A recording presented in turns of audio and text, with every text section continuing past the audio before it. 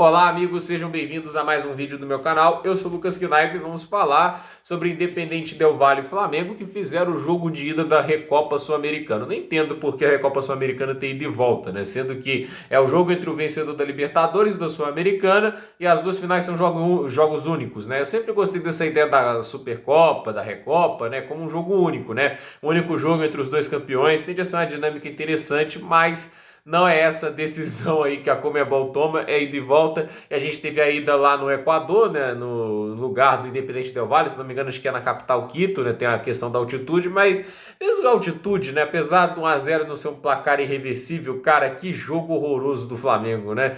27 finalizações para o Del Valle contra 7 do Flamengo. Esse 1-0 saiu muito barato, né? Óbvio que a pressão do Del Valle não foi a das maiores, mas foram 7 chutes na direção do gol e o Santos fez algumas boas defesas, mas é aquela história, né? Água mole em pedra dura, tanto bate até que fura. E o Independente Del Valle conseguiu marcar o gol que deu a vitória por 1-0. Como eu disse, poderia ter sido mais. E é aquela história, né? Mais um desempenho ruim do Flamengo e mais pressão sobre o Vitor Pereira e a diretoria que tomou a decisão de demitir o Dorival para contratar o ex-técnico do Corinthians. Olha, é aquela história, né? O Dorival foi demitido, né? Entre aspas, né? O contrato não foi renovado, né? Porque ele só tinha contrato até o fim da temporada, mas é meio que uma demissão porque eles escolhem outro técnico para o lugar dele, né?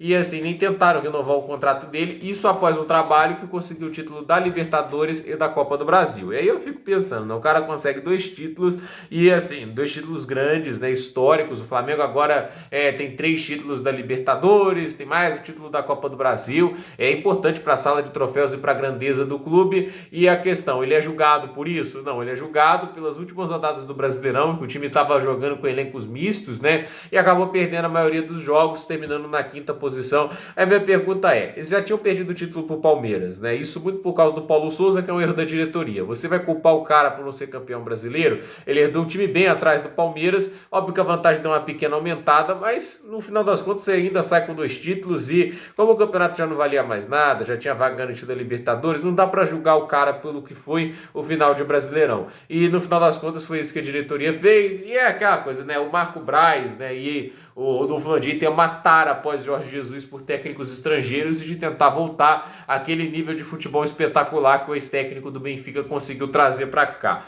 Mas é aquela história, né? Jorge Jesus é Jorge Jesus, ele não tem assim um técnico com o nível dele que está disposto a vir aqui pro futebol brasileiro. Até chocante que o Jorge Jesus esteve aqui e ele fez aquele trabalho espetacular, porque é um técnico muito acima da média e algo que, ao meu ver, o Vitor Pereira não é. O Vitor Pereira teve uma rivalidade com o próprio Jesus na época que ele treinava o Porto no início da década de 2010, né?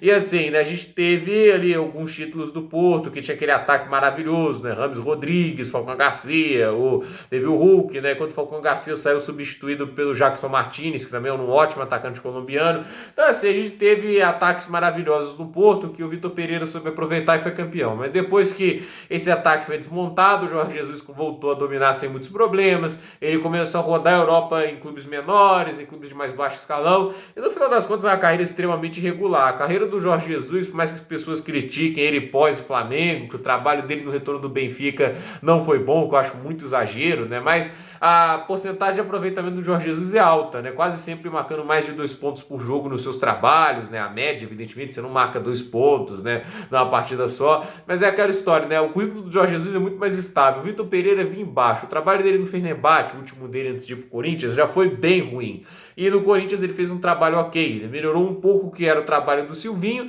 mas não tanto. Se ele tivesse melhorado muito o trabalho do Silvinho, talvez ele fosse vice-campeão do Campeonato Brasileiro, conquistasse a Copa do Brasil, porque a diferença de pontos para a equipe do Silvinho para a do Vitor Pereira não foi tanta diferença assim, e a gente tem que lembrar que o Vitor Pereira teve um elenco melhor, com jogadores mais qualificados, então assim, o Vitor Pereira, ao meu ver, na última temporada ele fez um trabalho ok e eu esperava mais. Agora está indo para o Flamengo e está fazendo um trabalho sem personalidade, porque ele está fazendo o que o Dorival fazia antes, né? Esquema 4-4-2, coloca ali os 4 meio-campistas, naquele losango, né? Só que ele não está sabendo executar. E aí é 2 atacantes avançados, Pedro e Gabigol, e ele não gosta muito dessa ideia, tanto que o Eric Pulgar substituiu o Pedro antes dos 60 minutos de jogo, né? Que é algo que não se deve fazer nunca, mas foi o que ele fez, né? Ele vai fazendo as substituições, o time só vai ficando mais desorganizado.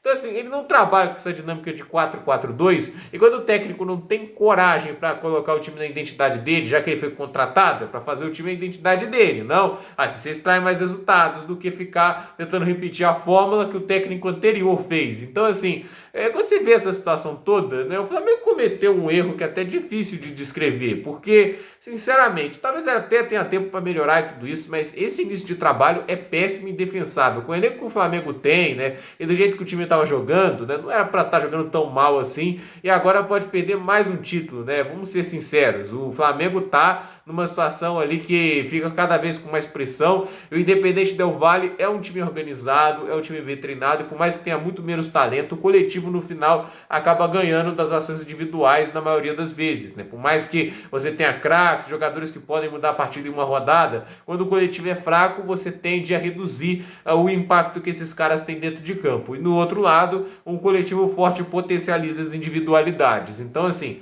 vitória do Independente Del Valle, mais pressão para Vitor Pereira, para Marco Braz, o Landim. Vamos ver até quando eles vão sustentar isso, mas é um momento bem complicado e cada vez mais as pessoas ficam frustradas com o Vitor Pereira e com a decisão do Flamengo de trocar de técnico. Gente, por esse vídeo é isso. Dúvida nos comentários, deixe seu like, se inscreva no canal, compartilhe esse vídeo e até o próximo vídeo.